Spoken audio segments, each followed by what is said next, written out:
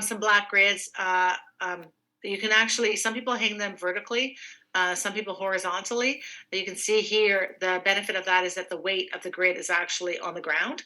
And so there's less weight on your tent structure. So depending on the kind of booth you have, and if it's a steel structure or aluminum, that actually can create challenges. So this is just a few. I'm just going to scroll through some images here really quickly of different ways that people have set up their booth. I'm going to sneeze, Kate. I'm going to mute myself.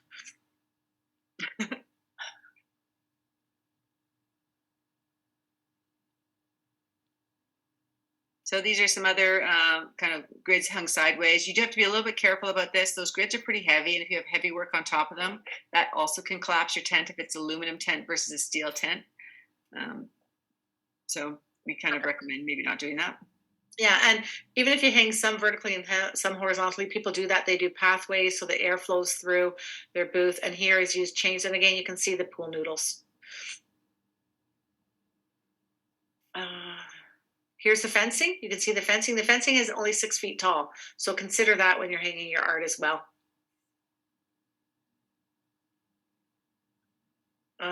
Some people have white grids. You can buy those from, I think it's a company called Kinlao. They used to sell white grids if you're looking for the white grids instead of the black. Of course, it camouflages with your tent a little bit better.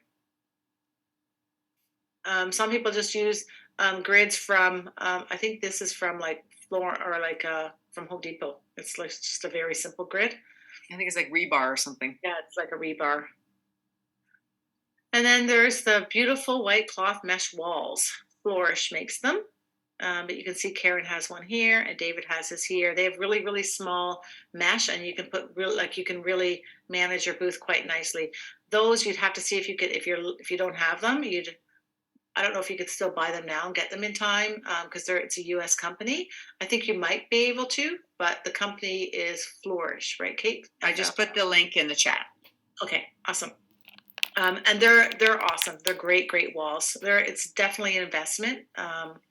And Kate, I think you said that there is a Canadian company that's looking at producing those. I heard there was. I was not able to find one because I was trying to see if I could find that Canadian company. So yeah. I know the other thing is that you can also create your own by using, there's just like a stretchy sailcloth you can buy at Home Depot. Yeah, Lisa did that. And you can also, for those, I don't know if you can see this, but this is boards. So they're just boards that are painted white, and then Paul creates these like 45-degree angle cuts in the I think they're 2x4s, and then he has his work wired and he just hangs it on that. So there's lots of different ways to display and hang your work. Here again is wood that somebody's used to actually hang their art. So they're just small, very small things they can take into their booth, so they're not carrying these really heavy grids. Here's a wood one, so you can actually see it a little bit better.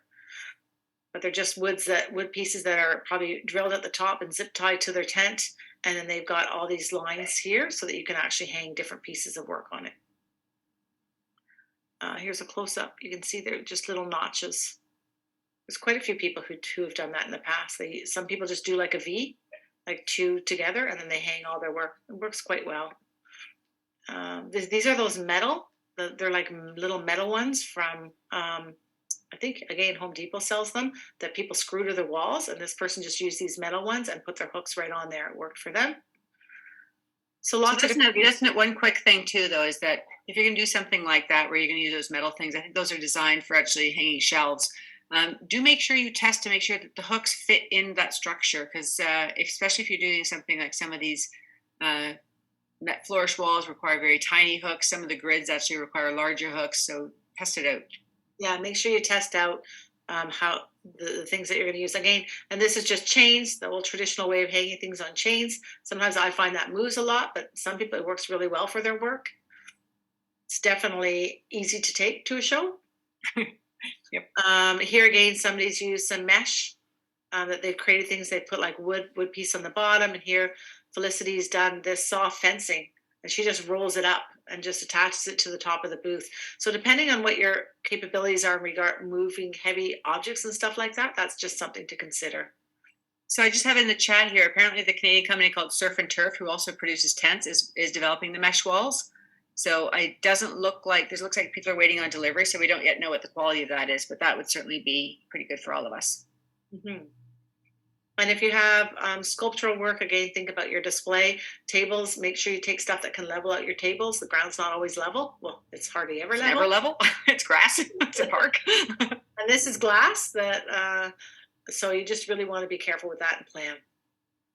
And then there's all different kinds of options, creative ways that people use to hang stuff. So that's just a few slides on that. Another creative way to hang pieces. This person has like entire pieces of wood where they just drill holes in and hang up their work. They probably have a pretty big truck. Yeah, again here, Lauren uses sheets of wood and has all screws all over them and hangs up her pieces. And this is beautiful. She actually brings in wood and she actually paints it blue and makes like a home environment. This is an outdoor show. Think about how you're hanging individual pieces of art as well. So you have to think about what's easy to hang. Oh, I don't know why my thing's marking. Karen is editing our screen. I don't know. I'm not even touching my computer. Anyway, think about your D-rings. And it's sometimes really hard if your work's just wired at the back to kind of like be able to go in and like put the S hook and hang it on the fencing in the grid. Sometimes it's nice to put these, this is what I do, and I think a lot of other people do it, these temporary D-rings right at the top of the piece. If it's like a wood substrate that you can actually just screw in some temporary D-rings, and it's very easy to hook in and move stuff. And then when you sell the work, you just take those off. So I think just make sure you have a little screwdriver handy to take those off. Yeah, make sure you pack your tools. Just reusable ties. There's lots of different things out there. Again, this is just mesh fencing that somebody put in their booth. And there's actually reusable, lockable zip ties if you don't want to cut them up and throw them in the garbage. Then you have to also think about how you actually put up your tags, like hang up your tags for like pricing and information about your art. Some people use name tags. Some people have used these like little hooks. I think they're curtain hooks. Yeah, they're like, yeah, seamstress hooks, I think, yeah. I use actually, there's something you can get that are designed for if you're in a cubicle that has the like almost like the fabric cloth, then they can actually tuck into if you have a fabric mesh walls or something like that, you can use those, which is really handy too. Yeah, I have the same. I bought them online, right, Kate? We bought them online. Yeah. Amazon, I think. Yeah.